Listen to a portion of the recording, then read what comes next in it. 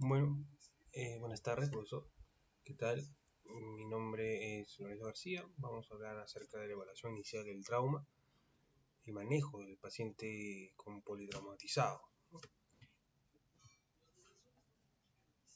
Tenemos una evaluación inicial, ¿no? Que tenemos una fase prehospitalaria en la cual tenemos que coordinar cuando hay este accidente, ¿no? Una notificación, es decir, ya vimos el paciente, lo estamos coordinando quién va a hacer las labores de rescate, las labores de manejo, de abordaje, pero también tenemos que notificar a en este caso, por ejemplo, a los bomberos o al SAMU, para que ellos lo puedan trasladar y pueda hacer una fase hospitalaria.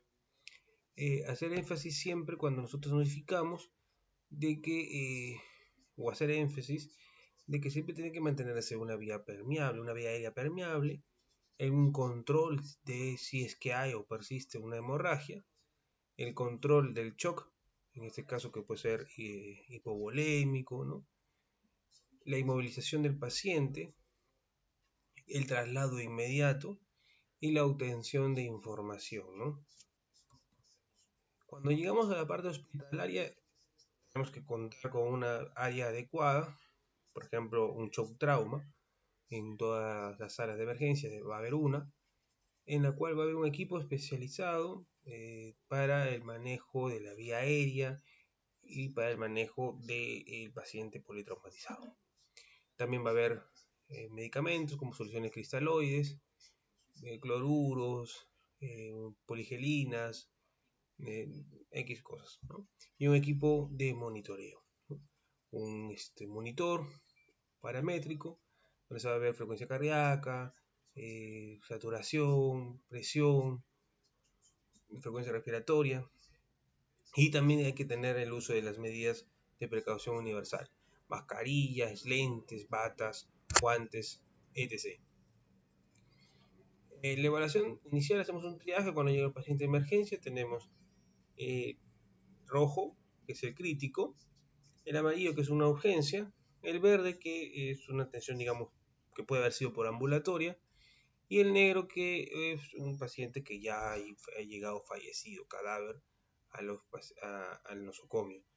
En el caso del rojo y crítico, son pacientes, su mismo nombre lo dice, críticos, que tienen que ingresar inmediatamente porque requiere su atención. Un urgente, que paciente con daños también sistémicos, pero que todavía no entra a un estado crítico y que pueden esperar más o menos entre media hora a una hora en el tratamiento. Urgente o verde, pacientes con daños localizados sin implicaciones sistémicas, sin complicaciones aparentes, ¿no? Y el negro fallecido, bueno, personas pacientes que no tienen respuesta respiratoria o cardiovascular. Aquí también se ponen los pacientes con heridas catastróficas y pronóstico pobre, aunque se les haya dado un tratamiento. En la evaluación inicial tenemos el triaje, ¿no? Ahí vamos a ver qué es lo que tiene, qué problemas va a tener la persona y de acuerdo a ello lo vamos a evaluar y lo vamos a categorizar, ¿no? No es lo mismo, por ejemplo, una persona que tiene una hemorragia con una persona que tiene una odontalgia o que tiene pues un dolor o una fiebre, ¿no? La revisión primaria es indispensable tener siempre las funciones vitales, ¿no? E iniciar la resucitación, el ABCDE.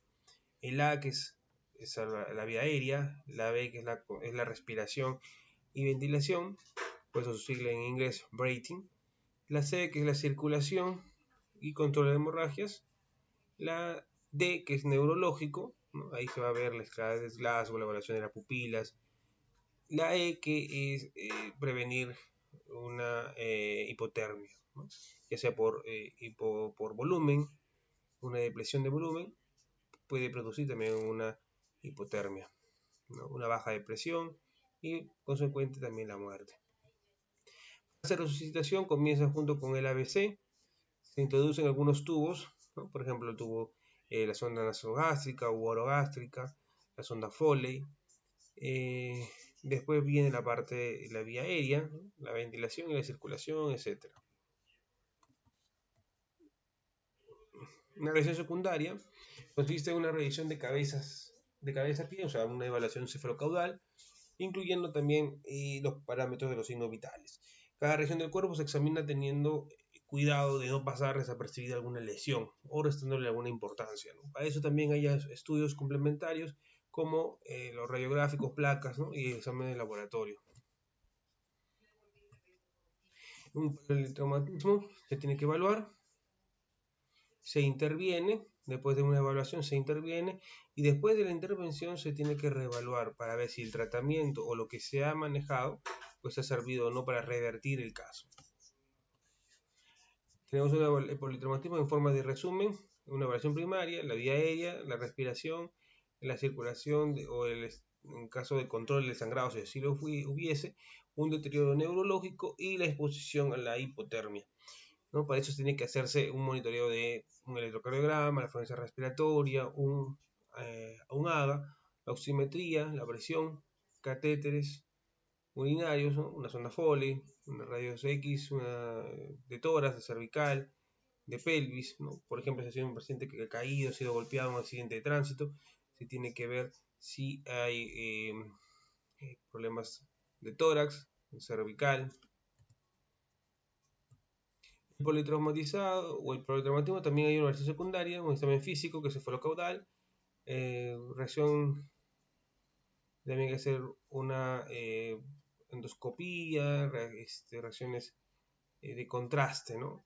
De ayuda diagnóstica para definir los pasos a seguir. En una reacción primaria tenemos la vía aérea y control cervical. Hay que inmovilizar el cervical porque si hay una persona que le encuentra desmayado, no podemos sospechar de que puede haber caído y cualquier movimiento brusco puede lesionar la cervical y lo puede dejar paralítico. La vía aérea, ¿no? Hay que permeabilizar la vía aérea, en este caso se eleva el mentón, ¿no? Agarrando la mandíbula, lo jalas hacia ti, limpias la vía aérea de cuerpo extraño si es que lo hubiese y colocas una cánula orofaringia o nasofaringia, una intubación orotraqueal, ¿ya? También una cricotirotomía en todo momento, mantener siempre la columna cervical inmovilizada en una posición neutral. Acá vemos, por ejemplo, ¿no? Lo que hemos dicho, la tracción mandibular, jalas hacia ti, lo levantando el mentón. Tenemos aquí, por ejemplo, que podemos poner un tubo endotraqueal, ¿no? Dependiendo de la contextura del cuello, vienen los números. Y en el peor de los casos, si es que no hubiese ser factible el ponerle el tubo, se le coloca un tubo de traqueostomía, ¿no? Y siempre hay que movilizarlo. Cuando hay una lesión o sospechamos de una lesión porque puede haber caído, ¿no? Desmayado, siempre hay que tener el sujetar la columna cervical. La ventilación, la oxigenación, comprobar si el paciente respira o no, también cómo está, si él respira rápido, o sea, una taquipnia o una bradipnia, ¿no?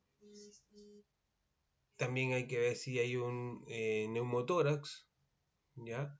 Con compromiso respiratorio o circulatorio. La oxigenación es poner el tórax, ¿no? Ocultarlo, palparlo, una percusión. Debe también administrarse oxígeno a todo paciente politraumatizado. Descomprimir el neumotórax a tensión, transformándolo en uno abierto, es decir, se le hace un corte entre las costillas para liberar el aire, ¿no? Se le puede poner incluso un catéter, ¿no? Como un tubito, para que pueda por ahí salir, ¿no? En este caso el aire, ¿no? Se le hace una toracentesis, por ejemplo. También sellar el neumotórax abierto, se le coloca, se le puede hacer unas suturas, ¿no? En el caso que se tuviese los implementos. Ventilar al paciente boca ambú o ambú solo, ambú o cánula orofaringia, hasta que puedan, mientras haciendo todo ese trabajo, hasta que pueda incluso estar intubándolo, ¿no?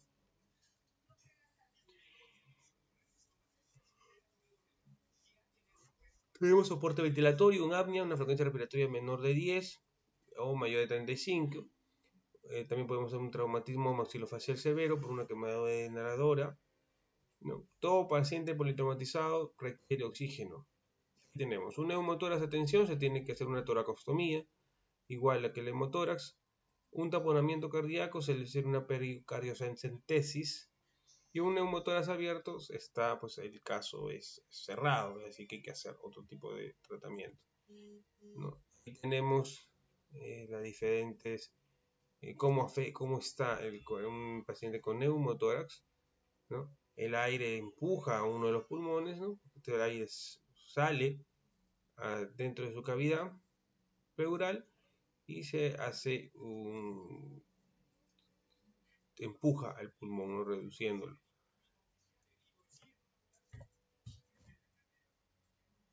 Signo de hemotórax masivo, la hipotensión arterial, es decir, cae la presión. También hay una taquicardia, una oligonuria, si orina muy poco o escaso.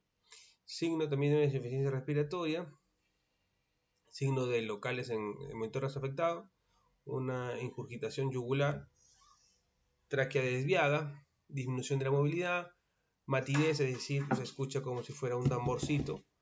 Abolición del murmullo versicular, ¿no? Es un sonidito que va a botar cuando uno hace el pase de aire. Controlar la circulación y control del sangrado. Tenemos que controlar cualquier hemorragia externa. Hay que identificar también el color, la temperatura de piel, la frecuencia, el llenado capilar que tiene que ser si es mayor de 2 segundos, ¿ya? La presión arterial y el estado de conciencia. Para eso se evalúa el caso de Glasgow. También un monitoreo de EKG, colocar una vía periférica y administrarle cristal. Continuando, circulación y control del sangrado. Tenemos que aplicar presión directa sobre el sitio del sangrado, un masaje cardíaco externo, en caso fuese necesario, si un RCP, colocar 2 catéteres intravenosos cortos y gruesos. Lo normal siempre cuando tenemos estos casos tenemos que ponerle un endovenoso mínimo de 18, un catéter de 18, en el peor de los casos un 20, ¿no? Y siempre hay que tratar de ponerle 2, ¿no? Uno que es para los volúmenes y otro que sea para un paquete globulares, ¿no? También uso de férulas neumáticas transparentes, ¿no? Si no lo hubiese, pues hay que por la clásica, ¿no? Ponerle cartones, envolverlo con vendajes, y tratar de movilizarlo si hubiese algún tipo de sangrado, pues por una fractura expuesta. También hay que obtener la muestra de sangre para algún análisis necesario, el uso de cristaloides o coloides, ¿no? Como la poligelina, o paquetes globulares. También monitorizar, es decir, la frecuencia cardíaca, ¿no? Las ondas, la presión. Y ahí vemos, ¿no? Hay que controlar la hemorragia, se le pone gasa tras gasa, se le puede hacer un torniquete.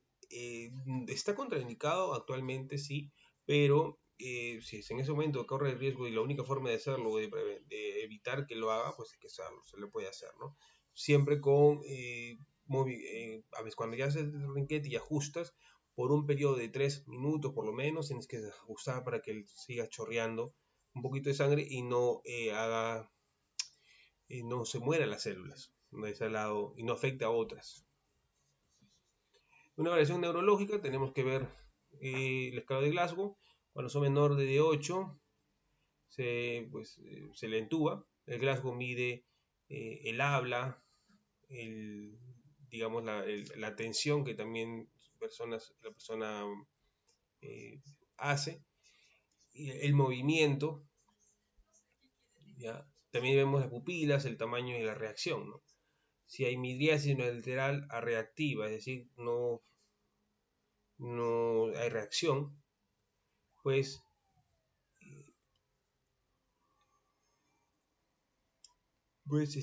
podemos sospechar de que ya hay un problema neurológico. Signos de la esterilización y nivel de lesión medular, ¿no? Aquí vamos a ver si las manos se van para un costado, para afuera o para adentro. Si hay cortización, ¿no? En la parte neuronal. En posición del paciente, hay que desvestirlo, ya por completo para evaluación secundaria, pero evitando la hipotermia y que basar los pasos de ABC y pasar una evaluación secundaria, ¿no? Por ejemplo, aquí se puede evaluar el paciente sufrió una lesión a nivel clavicular, aparentemente acá hay una herida. Complemento de la revisión primaria, hay que ver acerca de monitoreos, ¿no? Monitoreos de acuerdo a algunos análisis auxiliares, ponerle sondas, estudios radiográficos, ¿no? Ahí tenemos, por ejemplo, algunas. Acá está haciendo un pinzamiento de la columna cervical. Bueno, quizás el paciente tuvo un accidente de tránsito. Aquí, por ejemplo, acá hay un hemotórax, ¿no? Por eso que está casi todo un poquito oscuro. Aquí hay un neumotórax, ¿no? Y es un neumotórax de tensión por golpe. Este es una lesión por el callado aórtico. Este es un hemotórax, ¿ya? Subforma una persona supina, o sea, de boca arriba. La tensión prácticamente es blanco, no se ve el pulmón, ¿no? Hay un compromiso pulmonar de quizás del 50 a 70%. Igual es un gastrotórax, atención, y hay que hacer un lavado peritoneal de diagnóstico, ¿no? Ecofax, se hace una ecografía para ver en qué órgano está siendo dañado. Y evaluación secundaria, hay que siempre para detectar otras posibles lesiones, hay que hacer una anamnesis, una exploración física, ¿no? Lo que se dice un examen físico, procedimientos complementarios, qué es lo que le estamos haciendo al paciente para que nos ayude a vislumbrar el diagnóstico, y otros estudios radiológicos, ¿no? O incluso también análisis de sangre, ¿no? Que se le puede hacer. La anamnesis se hace la historia en la cual es la hora del accidente, la identidad de la víctima, la salud previa, o sea, los antecedentes, tanto personales como familiares, los tóxicos, si que hay una reacción alérgica a algún medicamento o si toma algún tipo de medicamento, el origen del accidente, ¿no? A qué se debió, cómo se produjo, el relato si hay algún tipo de testigo, la ingesta reciente, hace cuánto fue, porque si es que va a ingresar a sala porque sospechamos que hay una hemorragia, ¿no? De abdomen agudo, ¿no? Pues hay que tratar de ver si que ha comido hace 3 4 horas, porque eso también limita un poco a los cirujanos, y como le dije, se hace un tipo de alergia, ¿no? La exploración física es una exploración continua, ¿no? Que se le desde pies a cabeza. También hay una paciente estable, ¿no? Hay que ver todos los análisis que se le puede hacer, ¿no? Y el reparto de tareas, ¿no? En caso de una paciente que se para intubar, ¿no? ¿Qué es lo que va a hacer?